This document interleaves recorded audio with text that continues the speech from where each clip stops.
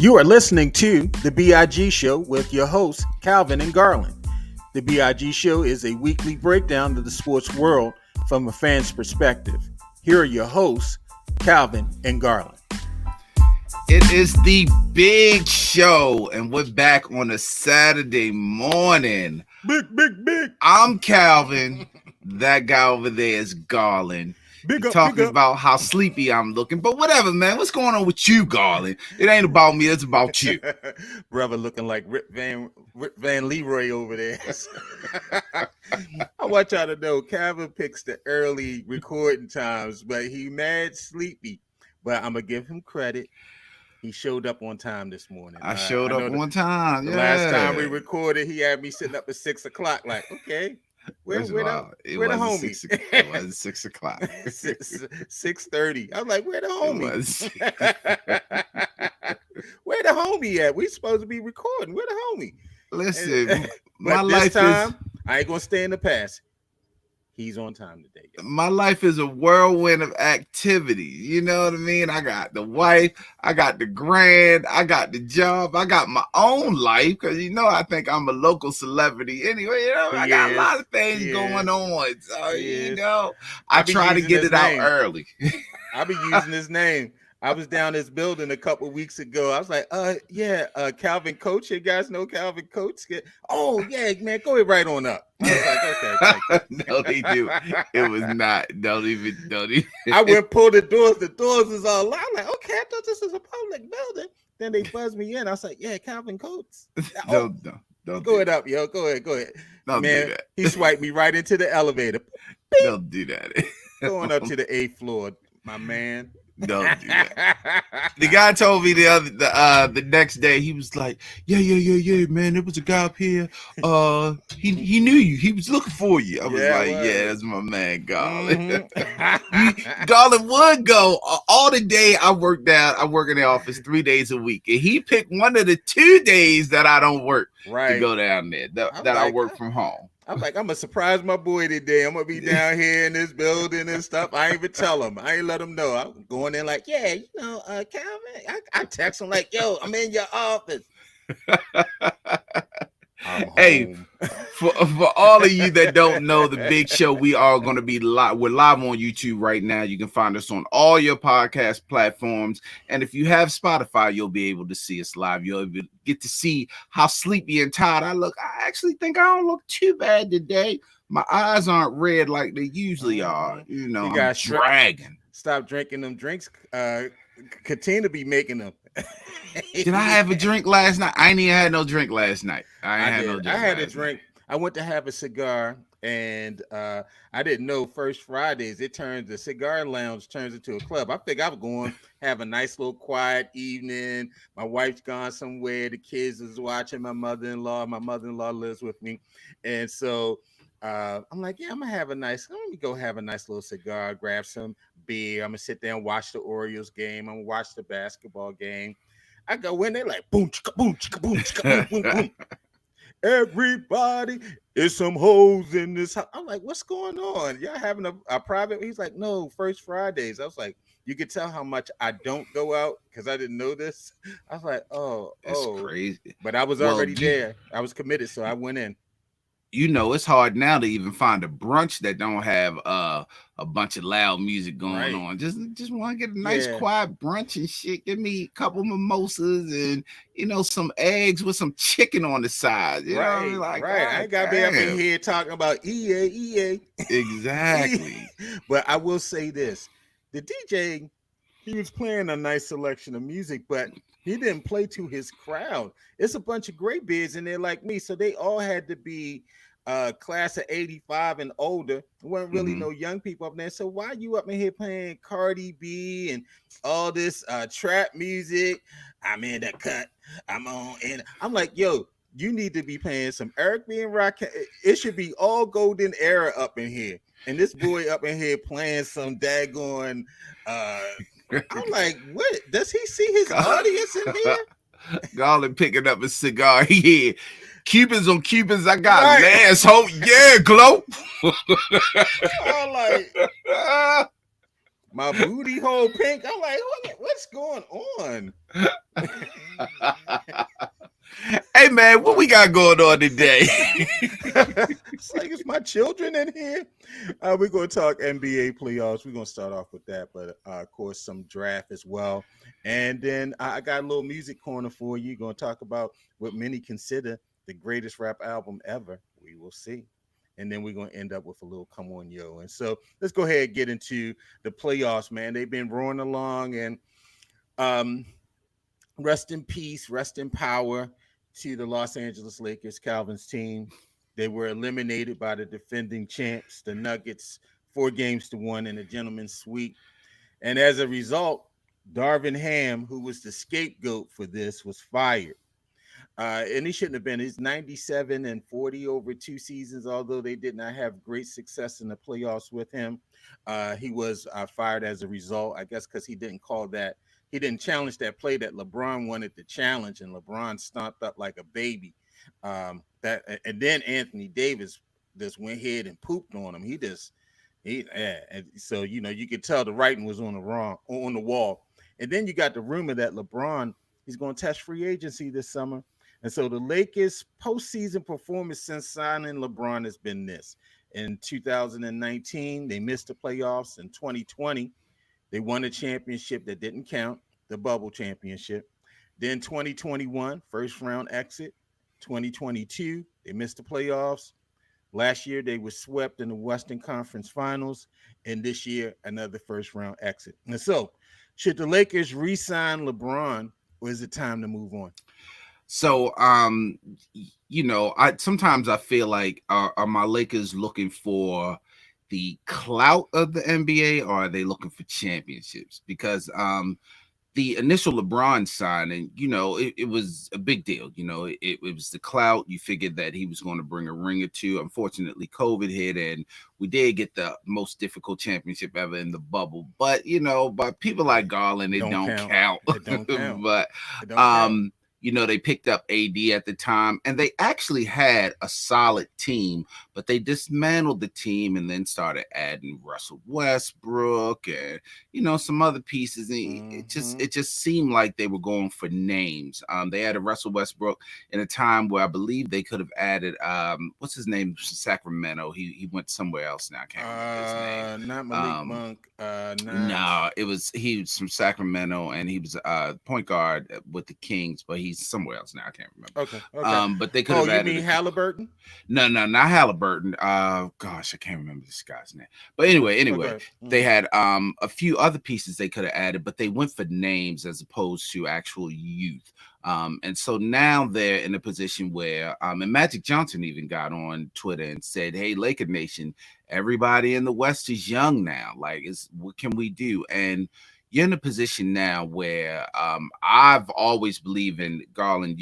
I'm on record as saying this. They should have traded Anthony Davis. They should have traded Anthony Davis a couple years ago, especially while he's still a very good player, because you could get some assets for him, because you're not trading LeBron James. I mean, it's clear they're not going to trade him. He may not re-sign. He's a free agent, but unless they do a sign and trade. But I'm talking back then. We knew we weren't going to trade LeBron. So you trade Anthony Davis to get some more assets and to build a younger team around him, because when LeBron eventually does move on, which he may do in this offseason, now you're stuck. You got Anthony Davis, but what do you have around him? You don't really have anything around him. So I don't know, man. I do think Darvin Ham is the scapegoat. He didn't have a great coaching season this season. And, last season he took him to the Western Conference Finals. Like, that should actually get him some grace to get another year. But, of course, in a conference where you have teams on the rise like Minnesota, you still got Charlotte that's on the rise. You got Oklahoma City, that's the number 1 seed. You got all these teams on the rise. You're looking for a coach with a name. Of course, they're talking about Tyronn Lue, but if you're the Clippers, are you giving up Tyronn Lue to the guys Yeah. across the street I or in think the they same off, arena right yeah, now? and I think Like, they've offered him an extension or something. Maybe I saw something the other day about an extension for Lou. But and go ahead. they just got eliminated what last night, I believe it Yeah, was. they They got just got eliminated eliminated last last night. night. Yeah, man, I don't know what's going to happen with my Lakers. I don't think LeBron is going anywhere. The only way I think LeBron is just keeping his options open to see where Bronny is going to end up, because Bron is in the portal, Mm-hmm. to see actually where he's going to end up, and just keeping his options open there. Bronny, I think you were the one telling me Bronny had visited College Park, visited Right. Maryland, and we absolutely know that if Bronny does end up in College Park, LeBron ain't gonna play for the Wizards. So we know that. So which Right. would mean that he would be a Laker, because LeBron's not going anywhere that doesn't have the opportunity to win the championship within the next year or two. So, but we'll Mm-hmm. see. I don't. It's hard to say if it's going to be the end of the LeBron James era in LA. Yeah, I just saw that the Clippers they are trying to talk to Ty Lue about an extension. Um, I think the thing about the Lakers is I really thought that this team would be the team that they would really do as well as they did. Not that they did well in 23. I mean, it really was the seeding. They got a great Yeah, seed, and they were yeah. able to get through Golden State to get to the Western Conference Finals. So they had two teams that were very And beatable. Memphis, Golden Yeah, State, and then they got a Memphis, then Memphis Golden team with State. Ja Morant that was down, and Yeah, yeah, so yeah, they and so yeah, they had a great seed last year, but I thought they had added the necessary pieces, shooters around LeBron, AD actually we can't beat him up. He played a pretty much a full season, yeah, and and he actually played well in yeah, this and he played series. well, and he played well in the series. And LeBron had one of his best seasons, Mm-hmm. even at his age. I just think they haven't been able to build any continuity for the future. And signing LeBron, I mean, LeBron, what he's going to play another 2 years if his son comes in the league, maybe one. And so I think if they're thinking about the future, and if you sign LeBron, that means you're trying to win now, and so you Exactly. you, you have to have veterans. You're not developing any players for the future. These Western Conference teams, they got young players that they have developed for the future. They're although they're trying to win as well, they're stacked for the next several years. The Lakers every year is a retool. And if they sign LeBron, it's going to be another retool year. Um, I think it's hard because LeBron puts butts in the seat, That's and the yeah, that's the that's the clout I was thing. talking That about. yeah, Is he it are you has that clout, clout or championship? Yeah, right? And so LeBron puts butts in the seats, and so I think they're stuck. And who else wants LeBron? Because if well, you it's are, definitely teams that will, yeah, but as I long as mean, he's not, they wouldn't necessarily want him as their first or second option, only because he doesn't have too many years left. Not that he can't ball, he just I'm gonna doesn't have say too many this years though: left. you're gonna have to blow up your team if you bring LeBron in. It's another thing. Is he going to Yeah, I demand mean, that yeah. top dollar? If you Yeah, bring LeBron in, you ain't rebuilding. You bring LeBron you in, got it. Yeah, you've got to be competing now. So that means you're gonna have to bring in some older players. You're not gonna be able to build a core for the future, and you're gonna have to be in win now mode. And do you just want that for 2 seasons?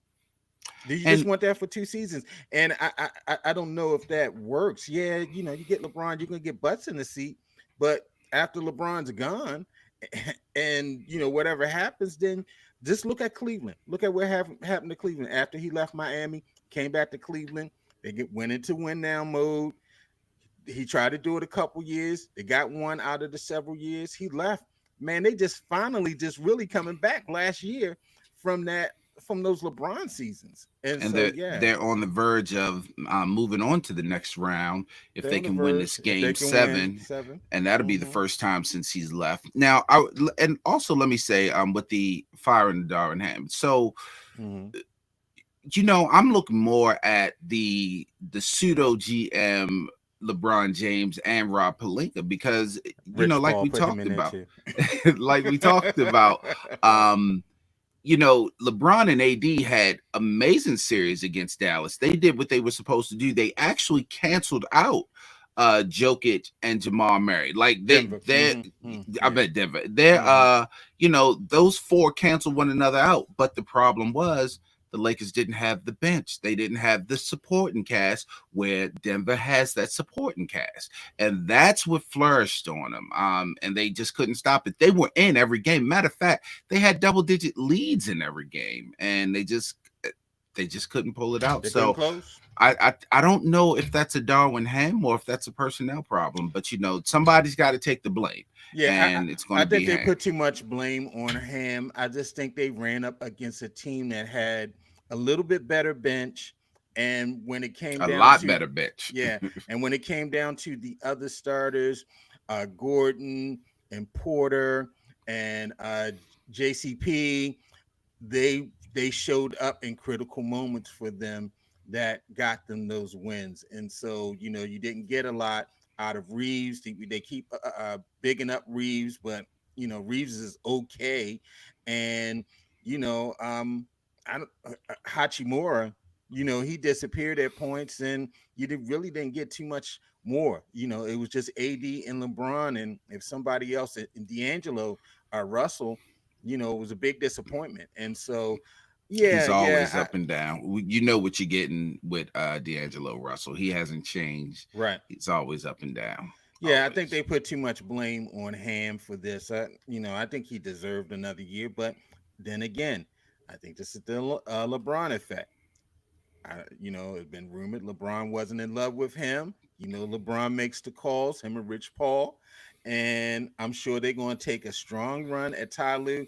I'm kind of thinking that Doc Rivers probably thinking maybe I should have waited a year and I could have got that job instead of jumping and taking that Milwaukee job immediately, because that would have been perfect for Doc as well. And so I'm expecting to see Ty Lue. Doc's already signed, so Doc ain't going to get a chance at this one, but I'm sure they're going to make a strong, strong push. As a matter of fact, they thought they had Ty Lue before they hired Ham, but they didn't want to give up the money. I think Ty wanted a They lot of didn't want to give money. up the money. Ham came on the cheap. And so, yeah, they wound up with Ham.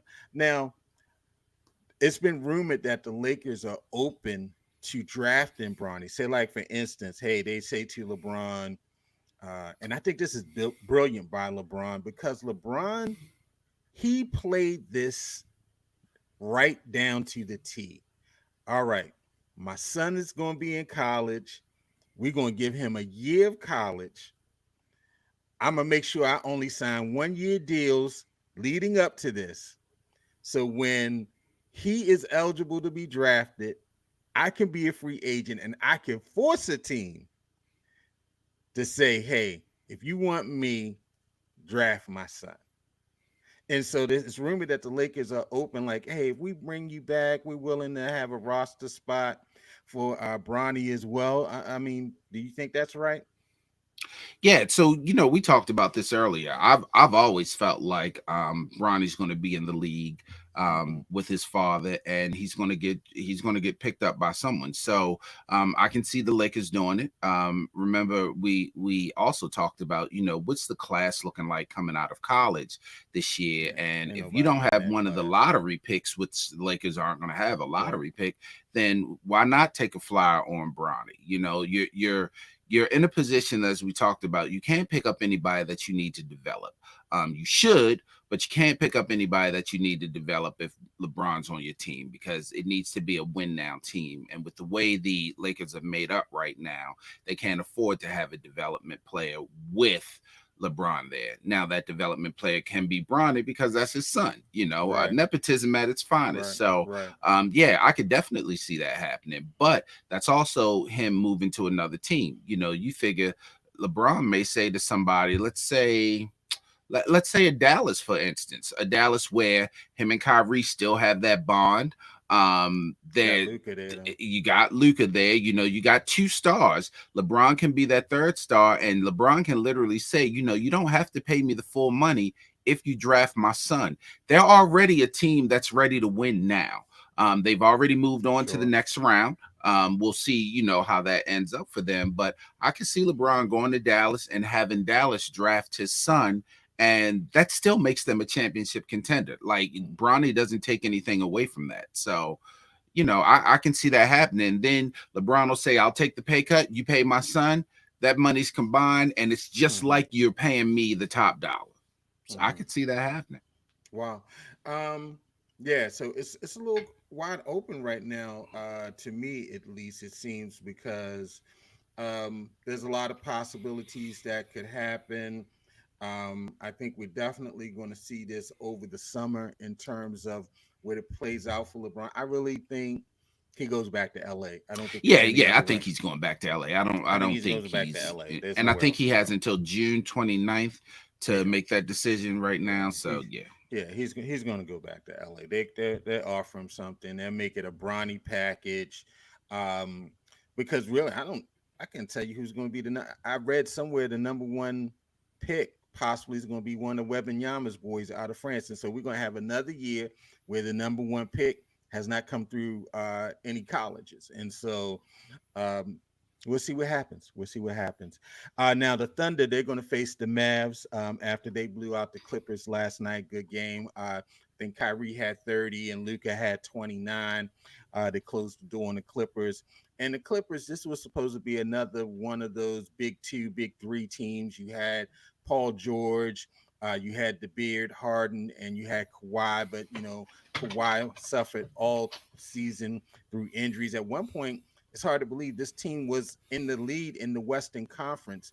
They had like a 34-15 record and just limped the rest of the way through the season.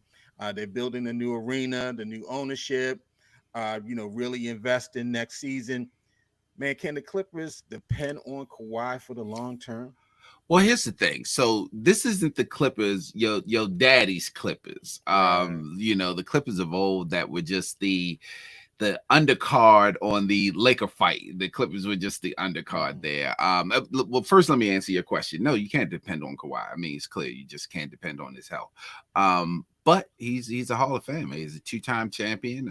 Yeah, I mean, Yeah. you got to keep him there. Yeah. But we don't talk enough about how the Clippers are such a disappointing franchise, such a disappointing organization since the Chris Paul, Blake Griffin, DeAndre Jordan days, because the Mm-hmm. Lakers always take that shine. The Lakers take the brunt of that LA shine. But look Mm-hmm. at how the Clippers have always built their team with stars, like superstars in their primes, and they have not gotten over the hump. The Chris Paul, Blake Griffin days are over. Then you bring in the Paul George, Kawhi Leonard. I mean, they are a stacked team. Mm-hmm. They can't do it. We don't talk enough about how the Clippers are a disappointment. Yeah. They True. they True. get they got Tyronn Lue, they get Russell Mm-hmm. Westbrook, they get James Harden. I mean, let's look at this team. Right. They literally should be a lot farther than they are. I don't think they've even made the Western Conference Finals. Right. They may have with Chris Paul, but they definitely have not with the Paul George, Kawhi Leonard, now James Harden. I mean, they just got back. This is the first round. They got bounced in the first round this year. And like you said, they were the number one. They were in first place a lot of the season. I think at least half the season they were the first place team in the Western Conference. Right. So yeah, man, they're a disappointment. And Kawhi has to come in there to make his big shots, but he's not taking them over the top this year or last year. He just stays hurt too Yeah, yeah. much. He's injured too much. I think, it's funny. I was hearing someone talk about, now the new players that we have. Well, not new players, but the young players are finally, maturing and stepping up. And we're gonna talk about Ant-Man in a minute. But you look at the Clippers, I mean, Harden's old now. Harden, his production was already dropping when he was in Philly uh a couple seasons ago. Um, Paul George, he's shown that he's not a number one, although they're paying him number one money. And Kawhi has not been able to be healthy while in LA. And I think, this is probably another team, though they have, Steve Ballmer's money to spend, that Microsoft money.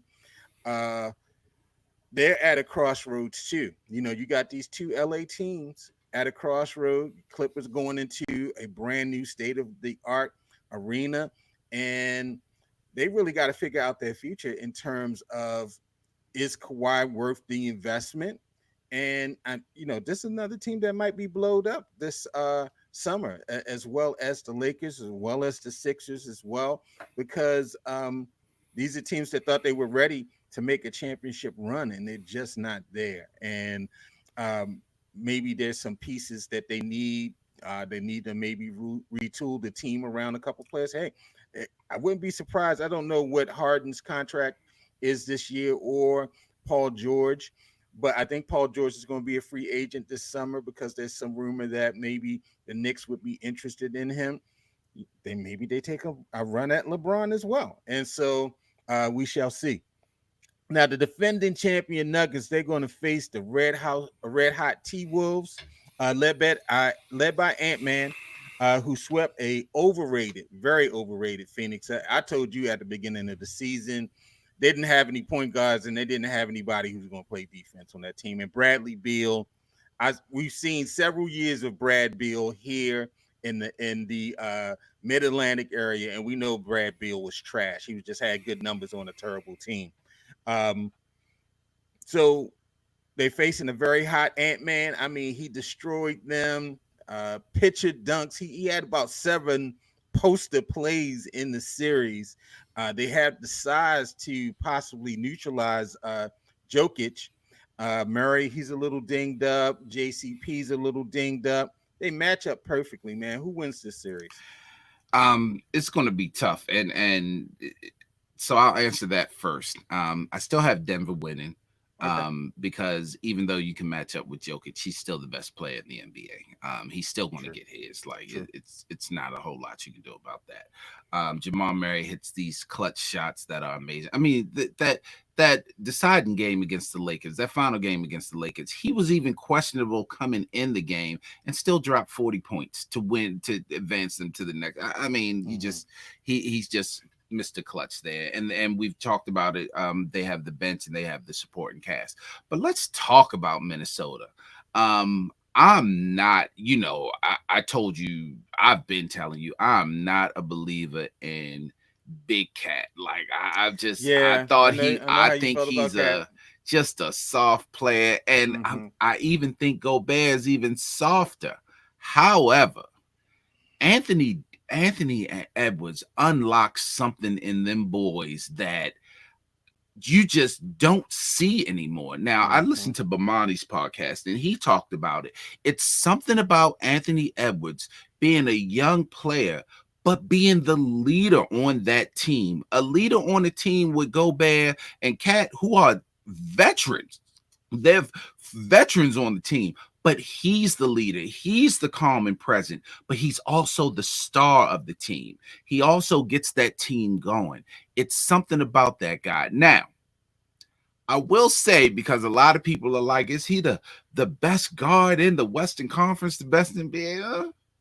Have we Maybe. forgot about John Morant? Anthony Edwards, give me some recency bias, but Way better shooter than John Morant. yeah, but Ja is just as exciting. Just John's as, exciting. I mean, He's exciting, let's but John I Morant, don't know. I say John Morant is just a better John Wall. And Yeah, John Wall was just layups. John Wall would get the ball and run. He was fast. He would get down court before people and uh, he would get a shot. But lay off of John Morant, make him shoot that three. He's but not. he can hit that He's clutch shot. I think okay. I don't I think mean, we can people. agree to disagree. I think it's recency. I just think it's recency bias. I just think it's Yeah, the fact that Ja hasn't played we haven't seen Ja. consistency. That's all it is. We haven't seen Ja, But I but we're think that saying this I, season is ants come out. it's Ants. It is his coming out season. I do have Denver winning, but I don't have them Mhm. winning easily, and I wouldn't be surprised if Minnesota takes this series from them. Okay, I think it's going to go 6 or 7. I agree with you. It's not going to be easy series, but the Nuggets are playoff battle tested. Yeah, They are the defending absolutely, champions. They have the absolutely. best player in the league in Jokic, and they'll rise to the occasion. But yeah, it won't be a cakewalk. I mean, they played it pretty close to the vest on the season. I think um, the Nuggets won the season series, but it was just by 1 game, and so it was basically they played each other even. It's going to be a heck of a matchup. I mean, I'm gonna have to get a nap during the day because these are all West Late Coast. games, Yeah, these are yeah, late late games, and games. so we ain't gonna be seeing those 6:30, 7 o'clock game for these games, and so it's gonna be 9:30, 10 o'clock, and Big Boy gonna be yawning, looking for a CPAP, get ready to go to bed. So be up there. I ain't getting the thing on the inside of the body. I'm be like. And there's something that should be said for and I heard someone else talk about this. There's something that should be said for being, you mentioned playoff tested, but recent playoff tested, where Minnesota, it wasn't the easiest series, but they pretty much, they pretty much did what they needed to do. Yeah. Where the Nuggets, they had to battle the Lakers, through these 5 games. So that's going to play well in their hands. Like their most recent battles, they're like, yeah, we're going into this with a struggle. Like, we're not taking this. This ain't going to be a cakewalk. Yeah, the Nuggets face 2 of the best players in the league. Yeah, absolutely. LeBron, who's a top 5, and who went off, and both of them went off. Yeah, and AD, who's a top 10. And so, that wasn't easy takings. I think in this one, really, it's Ant-Man. I mean, Conley's played well for them. Cat has hit a bucket or 2. But it's going to be the benches. I think it's going to be the intangibles. It's going to be the bench play. It's going to be the play of Porter versus whoever he's matched up against, and Gordon. And so we'll see how that works out. It's got to have these other players that got to step up as well. Yeah, so the thing about Rudy Gobert is he's going to get on them boards, and if they if they neutralize them boards, then Minnesota's is going to be pretty much done. Yeah. But Gobert's, I'm not a big fan, but I can't take away that he is he's Dennis Rodman like when it comes to the board, because he ain't Dennis Rodman. He's the French Dennis Rodman. He's Dennis Rodman like when it comes to them boards. He's a French Dennis Rodman. Let me get these boards.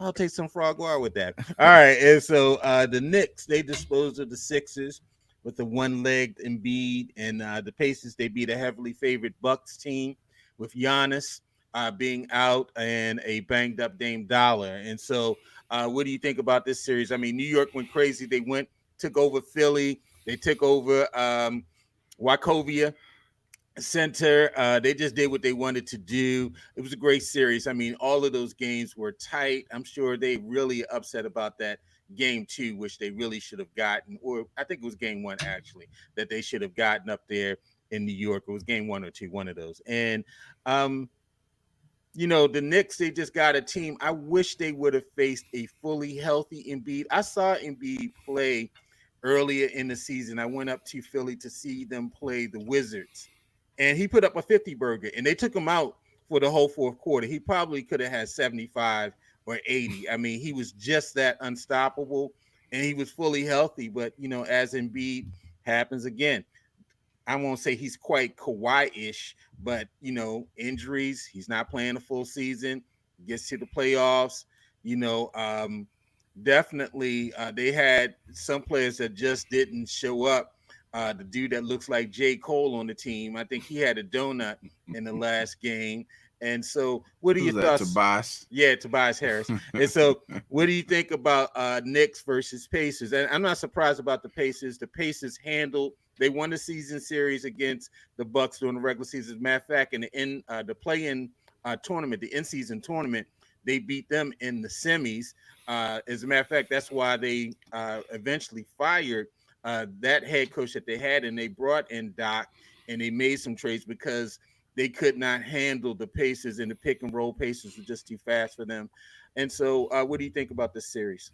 So let me start with the Pacers. So, okay. Mm-hmm. They did win the regular season series, and they won the playoffs. But I'm sorry, and no fault of the Pacers, because you play who you play. It ain't your fault either way. You play what the schedule and what the other team dictates. Right. But a Milwaukee team without Giannis is just not a good team. Yeah, it's just not the same team. Mm-hmm. With that being stated, the Knicks are hot. And as much as we can talk about Embiid and him being hurt and all, Embiid had an amazing, just like AD and LeBron, Embiid had a very good series against the New York Knicks. He scored the way he even played with hurt one leg, with he one played well. leg and one eye, because they Yeah, I said he forgot got all about the yeah, he had palsy Bell's and palsy, so he was yeah, like, blinking one eye. I mean, he had a very very good series against the Knicks, and they didn't really have an answer for him, with the exception of, we'll just stop everybody else. Nobody else is going to do anything. We'll let his 30 points ain't going to beat us. right. So I I have this as going to the Knicks. I got the Knicks going to the Eastern Conference Finals against the Celtics. Mhm. I don't see. I think Indiana is a team that's on the rise, and well, let me not say on the rise, because they actually played well last year. I think Indiana is a Mhm. very good team that's pretty much there, maybe a few pieces away from making the finals, but I don't see them getting past the Knicks this year. I think the Knicks are Yeah. on fire right now. Yeah, the only thing that concerns me about the Pacers is they don't play any defense. And so that, I mean, and the Knicks are a good scoring team. Brunson, he's put up some 40-point games Mm-hmm. in the playoffs. He's a great scorer. And I think, that opens up those other Knick players to get some baskets. I know it's the playoffs, so people tend to play a little bit better in defense. But when I watch a couple of those Bucks uh, Pacers game, it was wide open. It's going to be a score fest. I mean, it's going to be kind of up and down. A lot of threes, but I think New York prevails, and but maybe it goes six or so. But I think the Pacers will get a couple games in there. They'll make it very competitive. Now the Celtics, they put the Heat out of their misery, and they await the winner of the Cavs Magic series, which is heading to Game 7 after the Magic pulled out a win at home last night, despite 50 points from Donovan Mitchell. I mean, he just put on a layup clinic. Every time he wanted to get to the basket, he just got there. I mean, it was at one point I was like, okay, they tried to triple team him, they tried to double team him, and whenever he wanted to lay up, he got. Whenever he wanted to get in the lane, he got there. I think, as a matter of fact, they put up a stat last night that he had tied Kobe, or he probably exceeded Kobe, and the most points in the game in the paint in the playoffs. In playoff history, and so 50 of that, I swear, at least 45 of it was layups, and so are the Celtics still the team to beat in the East? Absolutely. Well, first of all, shout out to Donovan Mitchell, because Utah moved him out of there and thought they were sending him to the abyss. And Right. Mitchell ain't done nothing but been very, very, very good for the Cleveland Cavaliers. But nobody's stopping the Celtics in the Eastern Conference this year. The only team that actually had a chance, there were two teams that had a chance. Miami, but they did not have Jimmy Butler.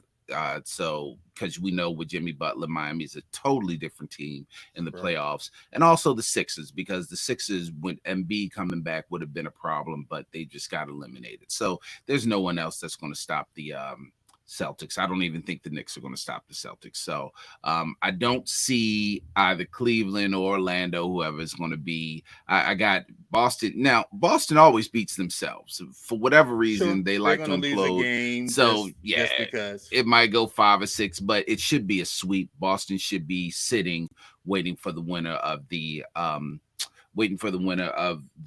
Knicks. Oh, good gracious, The Indiana Knicks Pacers. series. Yeah, they Yeah, should be waiting for that. I agree with you. Even with the loss of Porzingis for a couple of games, I mean, I still think their matchup nightmare, and I still think they power through. And so it's pretty much the Celtics conference to lose. But it's just been some great playoff games, great playoff action. It really has been. Yeah, It it really has has been been. great games, and so we'll see what goes on in the next week. Let's transition to the NFL draft, or what's known as the White Girlfriends Lottery. And It's so so the wrong. first, It's bro, so wrong. bro, bro, Oh, you're so bro, wrong. the White Girlfriends Lottery. Jamal in Taiwan and K1. They even had an African brother. They So get to wrong. these PWIs, and all they see is Ashley and Karen and Stacy. That's all they see when they get to them PWIs, my friend. So wrong. They do not see Tanisha.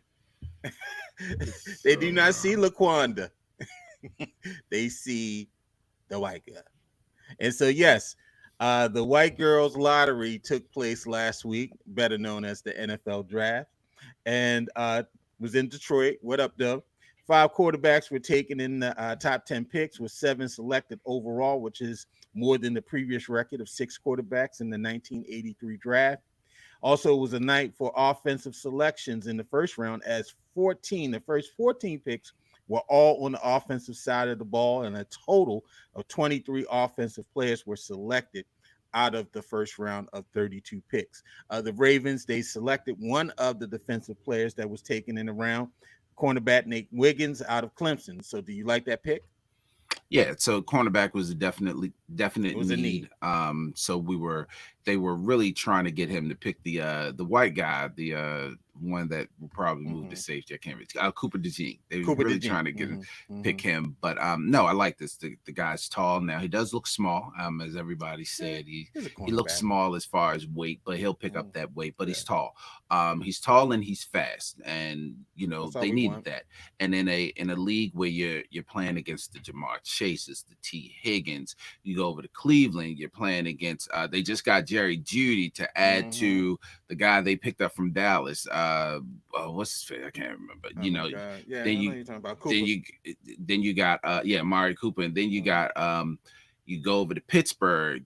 They traded away what's his face, but they still kept the other guy. They got Mm-hmm. what's his name? I can't even remember his name. Gee, I don't remember any of their names. But Mm-hmm. then they're talking about even trying to get another receiver. They were in the running for I don't even know why I forget these names, but now they're supposedly in the running for DK Metcalf. So we we need, because we clearly aren't picking up veteran wide receivers with Right. speed, so we need somebody that can stop them. You couple that along with the secondary that was probably the number one secondary in the league last year. I know they were at least top five. I can't Yeah, remember if you're they were looking number good one. back there. Great Um, safeties. yeah, You got Marlowe. Stevens stepped up. He's one of the top rated Stevens cornerbacks right was now. yeah, Mm-hmm. Stevens did more than stepped up. He Yeah. actually looked like he should. Hopefully his second year being the number one, being on the number ones will help him out. But Yeah. I mean will solidify his name. But Yeah. yeah, so I thought it was a great pickup. They got a need. Their other need was tackle, which they of course they got in the Which they second picked up round, as well. because all of the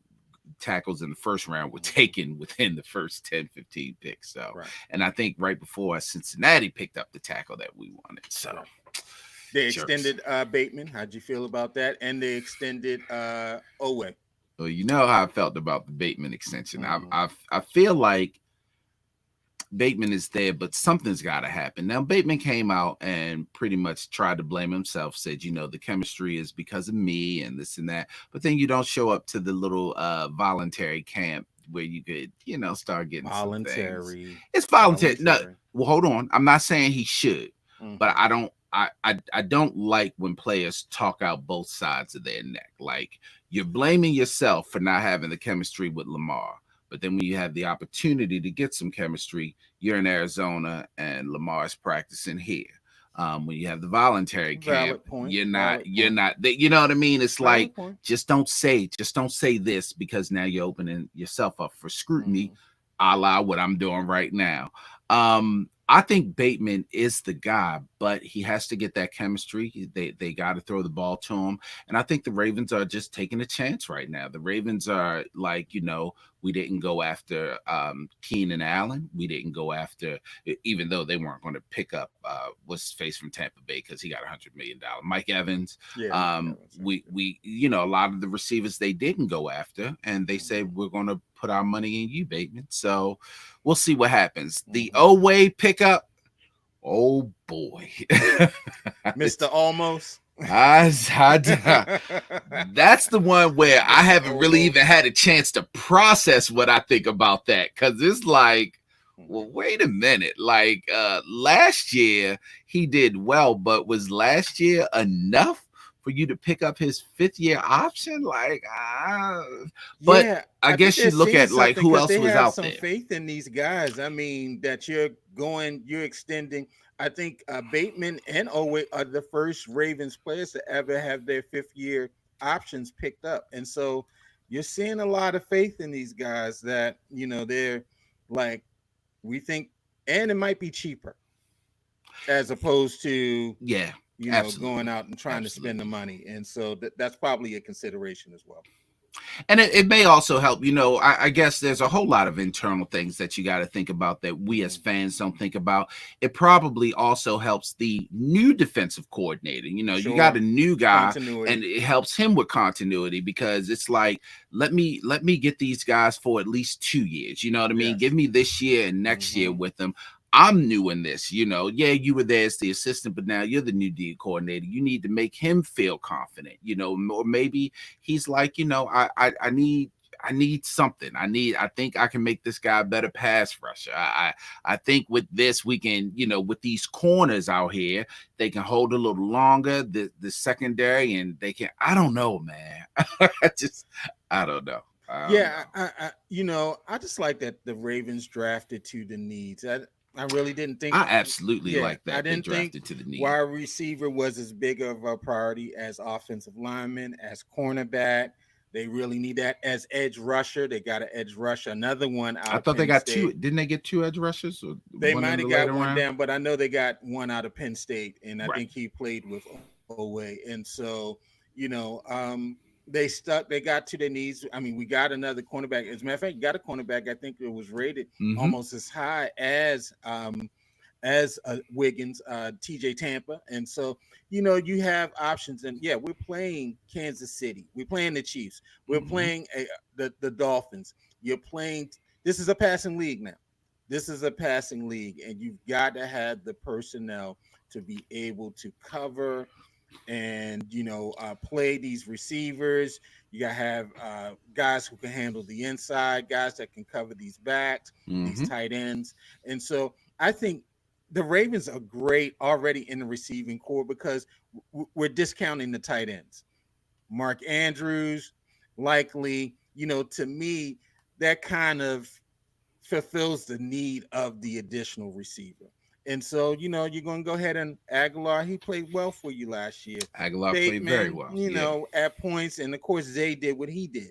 And so I think, that's a solid enough receiving cast right there because you have great tight ends and you can't, negate that. And so I think, in terms of offense, they're tight. I didn't want to see OBJ come back because he didn't really do anything. I mean, his first year back after the ACL, he signed with the Dolphins. He's going to get up to 8 million with incentives, a 1 year deal. I think it's a great place for him. Absolutely a Um, great play. That's the best fit for him. yeah, I think that's a great fit for him. I thought he was a great mentoring force here for the receivers last year. I think, really it was they paid him for what he did off the field in Mm-hmm. terms of in the locker room and being influence on those guys that were on the receiving court. And so I thought they got out of him what they really were looking for. And, it worked and no hard feelings. I wish him the best down there in Miami. But, I like the way that they're set up for the future. Now, the biggest surprise pick of the draft was the Falcons. They used the sixth pick to take quarterback Michael Penix after guaranteeing Kirk Cousins $100 million over the next several seasons. Now, did the Falcons make the right pick, or were you scratching your head as well? Yeah, I think just like everybody else, I was scratching my head. I was like, what's happening here? Like but the Falcons just aren't a conventional. They're not a conventional drafting or just Right, just scheming team. Like we just don't know what's going on. We're still waiting for Kyle Pitts to break out. He was their right, number 4 pick 2 years ago. We're still waiting for Drake London to break out. right, B. John Robinson kind of broke out last year, but if you remember, there were games that he didn't start, and he was their first round pick last year. Like right. he's probably the best running back prospect within the last 3 or 4 years. Like, so I just don't understand what goes on in Atlanta. Now, we can all talk about how baffling and terrible of a pick it was, but let's not forget that Kirk Cousins went down hurt for Minnesota last season, Yeah, he and did tear Minnesota, Achilles. yeah, and He's Minnesota old. they were a perennial Hmm. NFC championship team last year. And then when Cousins went down, it was over. So, maybe you get a guy that could probably be the franchise quarterback just in case, because Cousins is old. I mean, Cousins should be arrested because he's probably the biggest NFL thief there is, because he's been stealing money ever since Yeah, he been in Washington. yeah, pretty much. He's not a bad quarterback though. No, But so maybe it is. I guess it really remains to be seen. They talk a lot about how Kirk Cousins his agent is probably like, well, we're not going to forget this. In my mind, I'm like, this is probably Kirk Cousins' last big contract. I don't think he cares. If I'm Kirk Cousins, I'm like, go ahead, draft him if you want. If you want to sit me down, my money, my 100 million is guaranteed. So if you want to sit me and play him, that's on this you. is a guy that's gotten, excuse me, this is a guy that's gotten three big paydays. Three big paydays. Exactly. He got a big payday in DC. He got a big payday in Minnesota. And now he's got a big payday in Atlanta. I mean, he's hit the lottery 3 times. A lot of quarterbacks don't get to 3 paydays, and he got 3 paydays for a guy that was selected. I think he was selected in the second round. He was, he wasn't even the number one pick. RG3 was the number one pick. Was the number one pick on that team, and they picked Cousins either in the second or third round. So this is a guy that's hit the lottery 3 times. He's going to be good. I think, I think we just, because of that money, we thought, okay, this is their permanent quarterback. But obviously they viewed him as the bridge, because they viewed, like, in at least maybe 2 years, we want to be ready to have a young quarterback in place. Because at first I was kind of like, that was a dumb draft. But now that, I've thought about it, I've heard some commentary. I think in the long term, it's kind of like the Jordan Love move.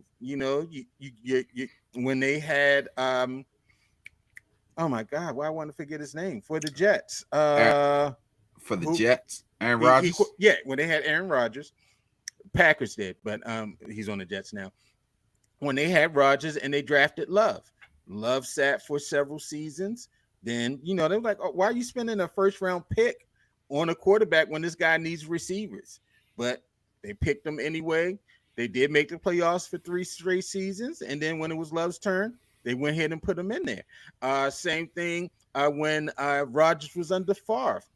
Why are you taking Rodgers when you have Favre here? Same thing, sat for several seasons. Then they put in Rodgers. He was ready. And so, it could be the same scenario. Does it mean I think they have enough with Cousins that they probably, the NFC South was very weak. I think the Tampa had a losing. I mean, they were 7-9. They were under 500, and they made the playoffs. And so this is a conference that's always up for grabs. I don't think New Orleans is great. I don't think the Buccaneers are great. I don't think the Panthers are great. And so can they win that division with Kirk Cousins and still have a bad defense? Yeah, probably. They probably can do that. Now, I think so you talked about the Packers with the way they've gone through their last 3 quarterbacks. I think the only difference is Kirk Cousins is just signing for his first year, where Favre and Rodgers were already the established starters, and they were drafting their successors. So people are like, you're not even really drafting your successor, are you? That's the question. But again, I go back to Kirk Cousins, like he's an all-pro though. And Kirk Cousins is like, that's on them.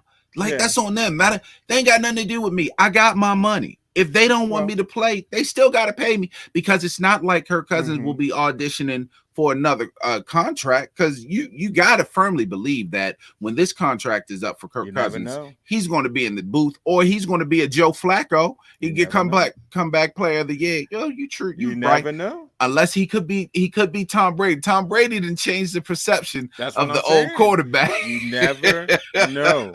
And obviously he thought this was maybe his spot for life, because from all reports, the initial reaction was, whoa, what are y'all doing?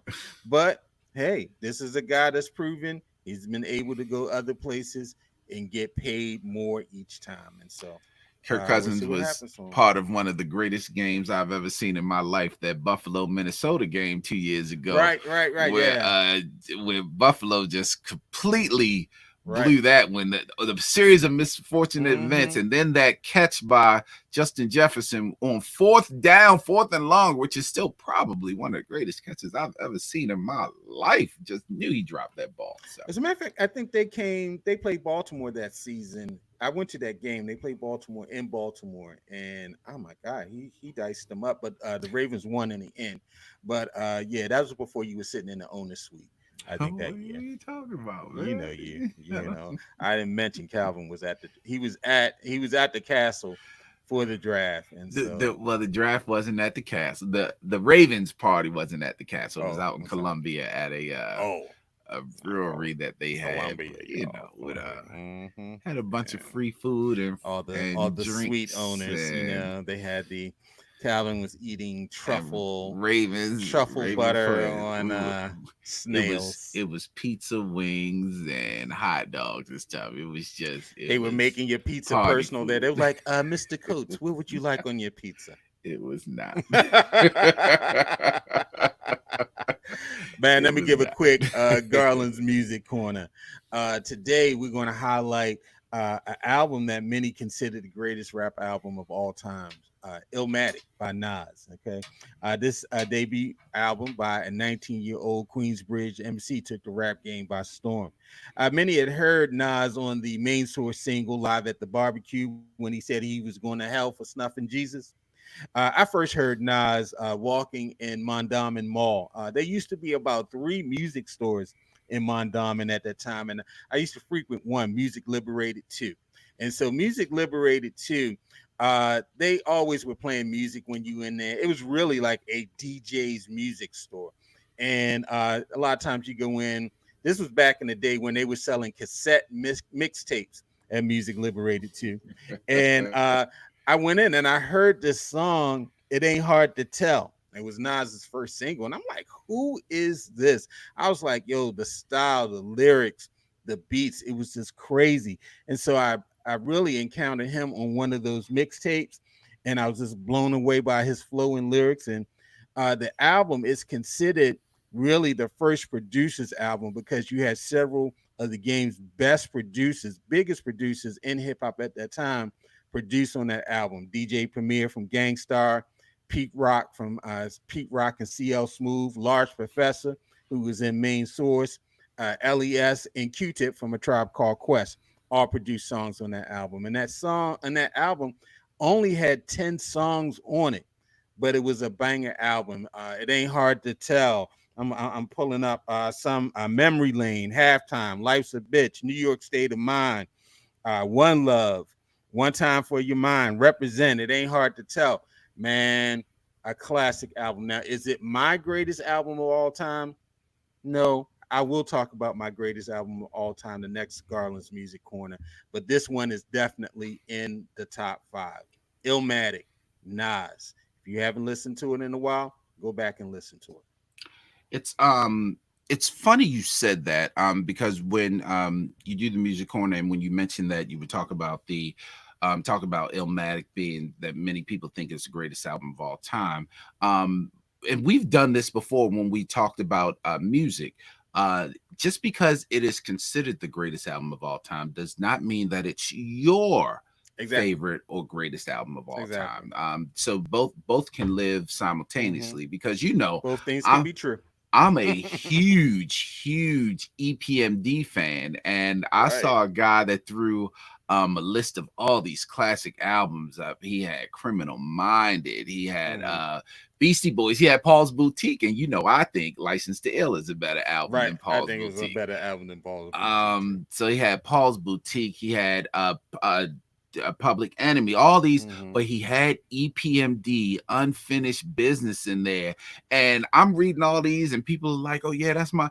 I jumped in there and was like, y'all can have all that because the one I'm gonna be wearing out, the tape I'm gonna wear out Right. is is Unfinished Business. I'm a huge Right. EPMD fan, like, and which doesn't mean that it's the greatest album of all time. Right. And I will not, I won't argue with anybody that it is, because there's some on there, songs on there that I'm just like, I don't really fuck with Music that. just resonates with you at certain times, and certain things Mm-hmm. that you connected with in your life, and all those things that make those things. A lot of times, some of those albums I thought were really great, I go back and listen to them now, I'll be like, oh my lord, this album is trash.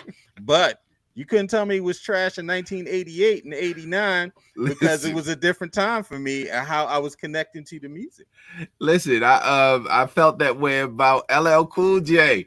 Like, I'm a huge Bad Album fan with Don't the tell me you like Walking with the Panther. No, Walking with the Okay. I like Bad with the doo-wop on it, and of course I'm Bad, and all the those. very, very first album. The second one. This is the second one. Not Radio. No, not Radio. The second one. Mm-hmm. But it's funny you said that, because then when I went back and listened, I was like, Radio is a better album than this one. But back then, I put Radio to the side. I just kept playing. Right. But Radio is much. Yeah. Radio is much better. I'll be like, oh my god, we used to be banging this, and then I'll be like, this album only has one song on it. The rest of these songs are trash. which by the way opens you up to criticism, because when they had all them albums listed that I was talking about, the post I saw, they didn't have any Run DMC in there. I was like, how do you have classics but you don't have any Run DMC? Have Raising Hell in that? My Adidas This way. That's Tricky. I'm just oh, man. I was looking at this like, you got all these classic albums, but you ain't got no Run DMC. No Run DMC. Like, I was like, come on. You could get King of Rock album was nice too. That was the album before Raising Hell. I'm like, all right, but it opens yourself up for criticism, and you can't, because everybody has their personal preference. Right. There's some people that just do not like Run DMC, and when we talk about classic hip hop, how often does Run DMC even get mentioned? Now, Run DMC or LL, and they're the catalyst. They're kind of like that, between that Sugar Hill Gang type rap on up into like the Boogie Down Productions, Public Enemy. They were the bridge between Sugar Hill and the Sugar Hill record groups to the mid 80s, the golden era. They were that bridge in between. That's Crush Groove era. They still were kind of Crush Groove-ish. My favorite movie of all time. Yeah, they were still kind of they were in that era. That Curtis Blow, the end of that Curtis Blow era, and then you start coming into that's when you come into the LL and the Fat Boys, and because there was a time where the Fat Boys had a chokehold on hip hop. Can you believe that? All you can eat. All you can eat. One of the worst rap songs ever. I want to eat. Right. And give me some. They up there with diabetes, about to die. Which by the way is so sad. It's only one of them still alive, and he's the one that lost weight. Cool, right? He's the one. Yeah. Lost all the weight. But they just I saw something on Twitter. They were trying to say LL wasn't a top 10 MC or something about LL, and I was like, what? Not only I need love, I need a beat, radio. Then he was battling the biggest MCs in the game, Modi, Ice-T, all Cannabis. He's battling people, putting them down, and then coming out with love songs. They picking, and that's what I was about to say. See, they're picking up LL when LL started making music for the ladies. He started making music for the ladies. They forgot. But don't leave Uncle L alone. What? Mama said knock you out. Man, let my favorite one is the Booming remix System? For the Rock the Bells remix. Where it's Jack the Ripper, King Hercules. Come on, bro. Come on, y'all don't going back to Cali. Y'all don't understand. I'm like, y'all watching too much TV. Y'all see L on TV and y'all think L was soft. Exactly. Yeah, L was out here y'all slaying think L people. is an actor, Right. You think he's from NCIS. I say the same thing about Latifah. I'd be like, y'all don't realize Queen Latifah was a rapper. Like Queen Latifah was one of the best women rappers Yes, ever. pioneers, Pioneer. pioneers. Yeah, but they get caught up on the Equalizer and CSI and all these other shows. Which All right, I man. think the Equalizer is one of the worst shows out, but Right. it's giving her all kinds of fame. Yo, she gonna get in syndication with that mug. I ain't mad. I ain't mad at Dana. Go I ahead, ain't y'all. mad I ain't at mad. We came all the way from the Queen LITFH. the flavor unit. The flavor unit. Come on now. This track's got flavor. You done came a long way. All right, man. We at the part of the show that everybody loves. Come on, yo. And so I'm trying to think. You went first last time. I go first this time. Come on, Patrick Beverly. That's obvious. Come on, yo. Pat Bev. It's amazing how we give scrubs a chance, a platform. People who Pat Bev ain't never done nothing, been nothing, nothing. Now I've watched a couple. I have to admit I've never listened to his show. I've just seen the reels of him, pontificating about players and things and stuff like that. And I mean, he plays in the league. It's insightful, but he's just always been a bully. He's that guy that's on your team that just always plays dirty. I remember there were guys when I was in high school that played. They weren't out there to win games. They were out there to hurt people. They were tackling low, or they were jumping on the pile, or they were doing things that they didn't care about the game. They just wanted to hurt people. I had a guy that I played lacrosse with. His name was Bear. Bear doesn't listen to this, so I know he ain't gonna get me. But Bear, he wound up going to Howard playing linebacker. He was like an early Ray Lewis. And Bear, he played lacrosse. And Bear wasn't out there to score any goals. Bear was out there to run people over. I mean, he would just, every game we played, he would get major penalties because he would have a chance to scoop up the ball before the other guy, but he would see a guy coming towards the ball and he would automatically run at that guy and run him over. And so that's who Bear was. And that's who Pat Bev is.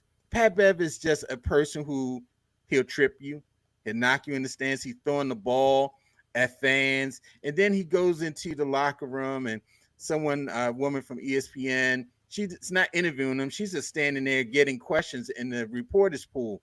And he's like, "Do you subscribe to my podcast?" It's like, "Oh," she's like, "No, I don't." Well, I don't talk to anybody who don't subscribe to my podcast. You giving podcasters, you giving me and Calvin and the Big Show a bad name. Come on, man. We're gonna talk to anybody. We ain't gonna be like, "Do you subscribe to the Big Show? Do you subscribe to us?" And if they say no, we're gonna be like, "All right, can you please go and subscribe to us, please?" We wouldn't talk to anybody. But yeah, Jay. Man. Yeah, Jay, we got one fan. And Jay, we love you. But yeah, man.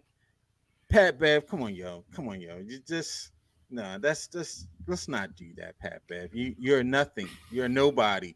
And nobody shouldn't be treating people. Nobody should be, even if you're important, you shouldn't be treating people like that. And so we can't have that. Yeah, it's given ego, it's given misogyny, it's given, it's everything. Yeah, and it's such a bad look. I've always thought that when you're an athlete, unless you're doing something that you shouldn't be doing, the publicity that you get, why are you turning down any type of reporter? I thought you'd want your name in all the publications because clearly Pat Beverly wants to be an analyst or do something in the media after his career is over, which will probably be in the next year or so anyway. So what are you doing? Yeah, 6 teams in 4 years. Yeah, what are you doing? Like you were known as the defensive stopper, and even now that's gone. Like Even your yeah, services are no longer you're needed. not. You're not And then even a on top stopper. of that, you threw a ball at a fan. Like, did you see that little video where Yeah, he got? It's just, what are you doing? yeah, What are you doing, yeah, Pat? yeah. Stop, Pat. My come on, yo, I had a couple different ones, but some of them I can save, but this one I Mm. cannot save. And let me jump in the Baltimore political arena. Thursday was early voting for Yeah, the mayoral race. And if you don't know anything about Baltimore, pretty much the Democratic nominee is going to be yeah. the Republicans. This is a person. Democratic city. Yeah, it's You win the primary. highly You basically win the highly general. democratic. Mhm. So right now, well, there were three well-known candidates. There was former Mayor Sheila Dixon, the incumbent the incumbent Brandon, This is so and funny.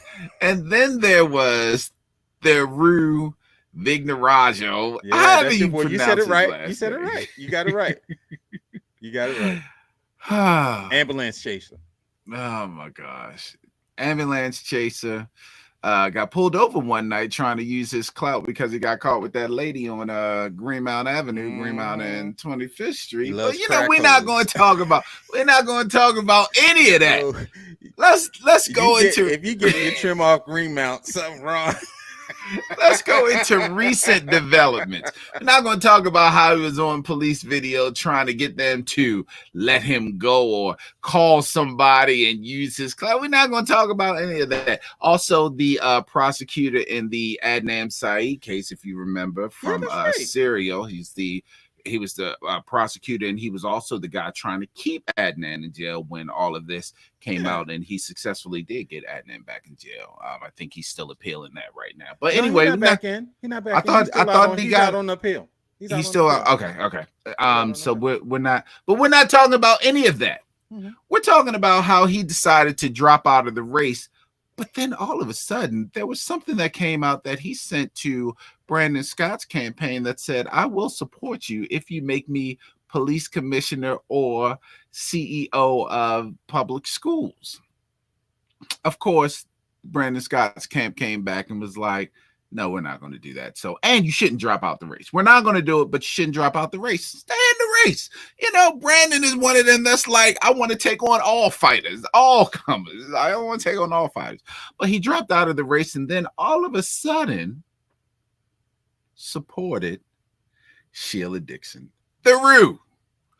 Are you one going to the highest bidder? Because we got a tweet from you talking about Sheila Dixon, talking about crime, but now it's just like you're like one of those Trump Republicans. You're against them until it's time for you to, well, let me see if I can jump on. Let me see if I can leech onto. Maybe we should call him the Rue Vignalicia. Because, sir, sir, Everything. you are leeching on to a campaign that has clearly promised you something because you tried to get something from Brandon Scott. Come on, yo. I ain't even gonna call you yo. Come on, Theroux. Come on. Come on, Theroux. First of all, Yo. why do you keep running? Don't you understand the Baltimore city public does not care for you, sir? You have not won anything. Every time you try to run or get out on public opinion, no one cares.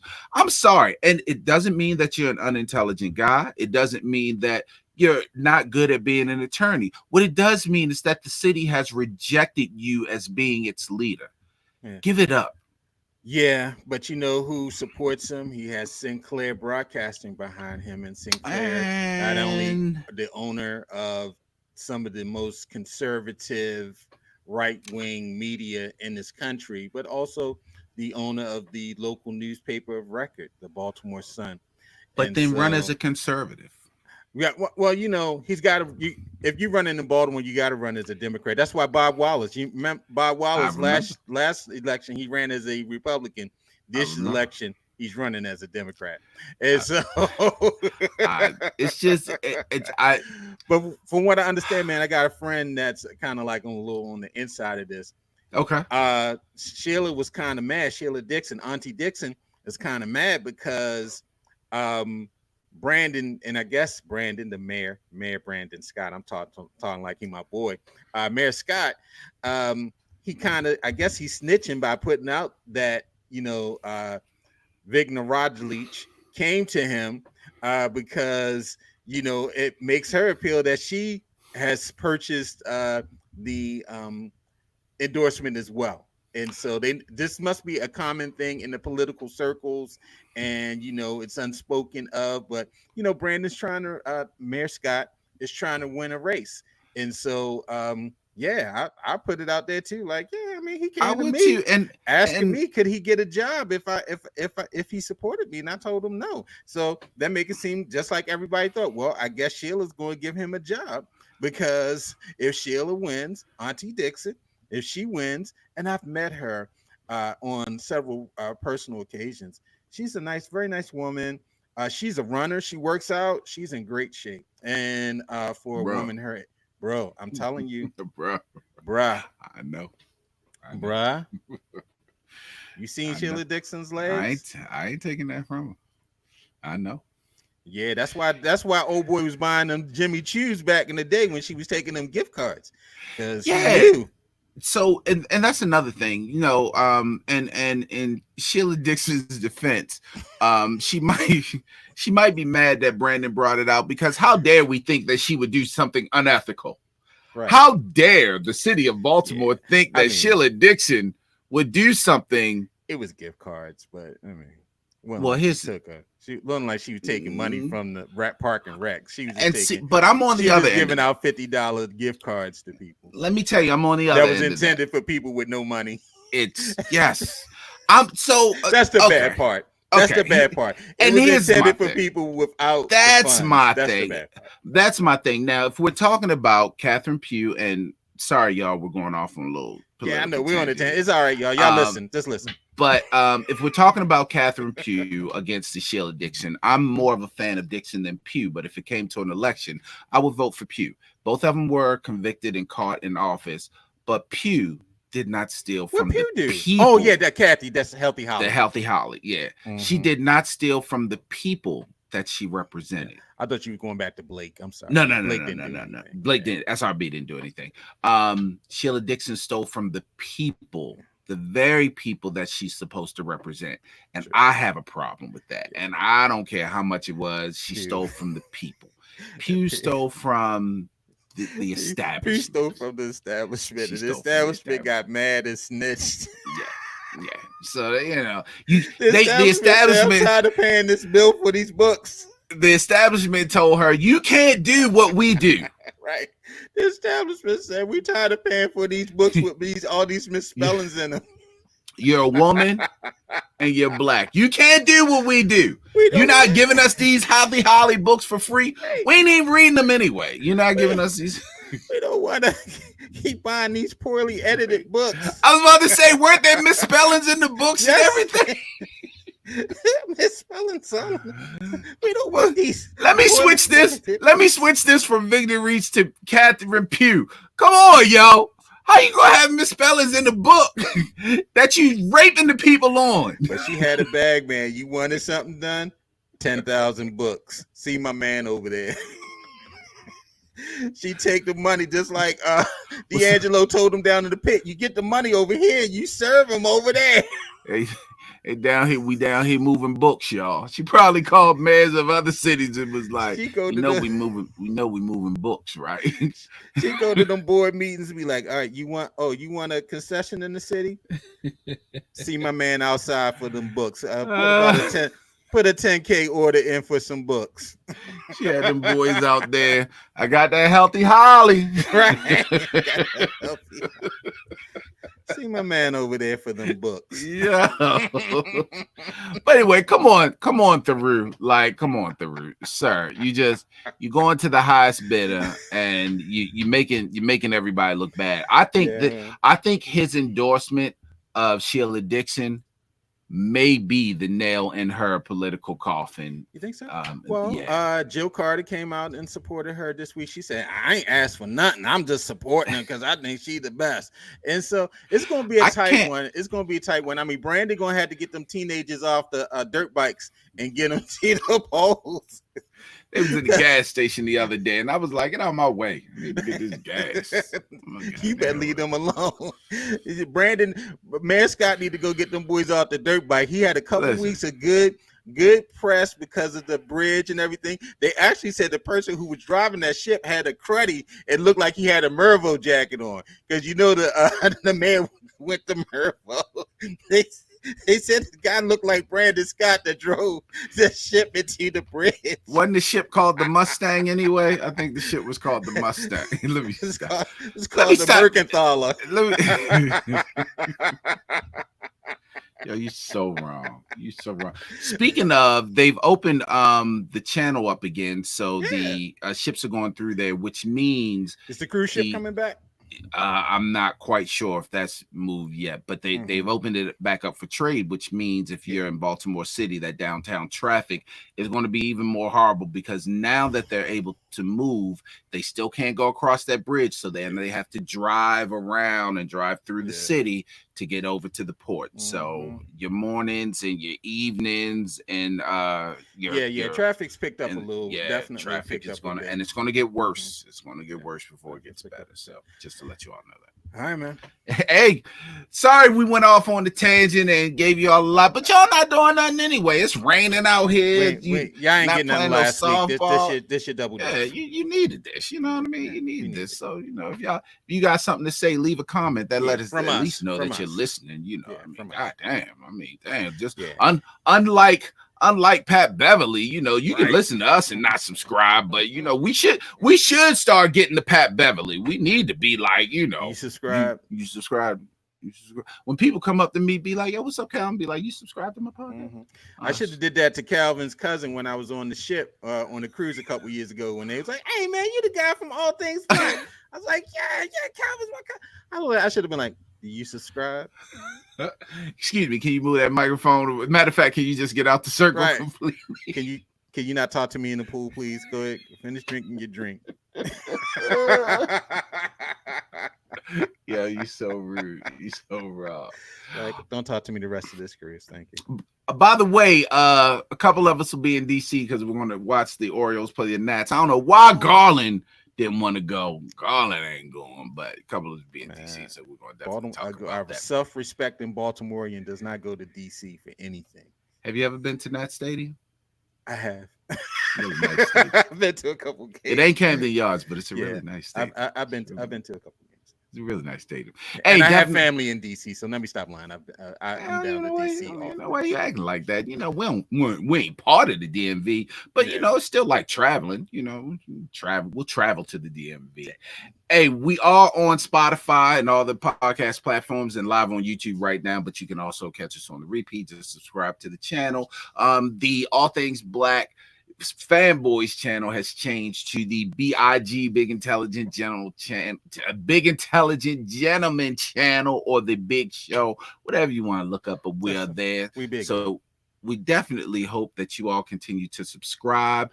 The Shaw's coming back, so eventually we're going to be doing the Shaw. So dude, I can't believe you have been listening to the B.I.G. show. Sheila Dixon. This show was produced and written by Calvin Coates and Garland Thomas for All Things Black Productions. Follow us on all of the podcast media platforms. One of my homeboys saw out John at Evanston Village and was like, "Nigga, Sheila Dixon." Son. All right, y'all, let me get out of here. We'll talk to y'all later.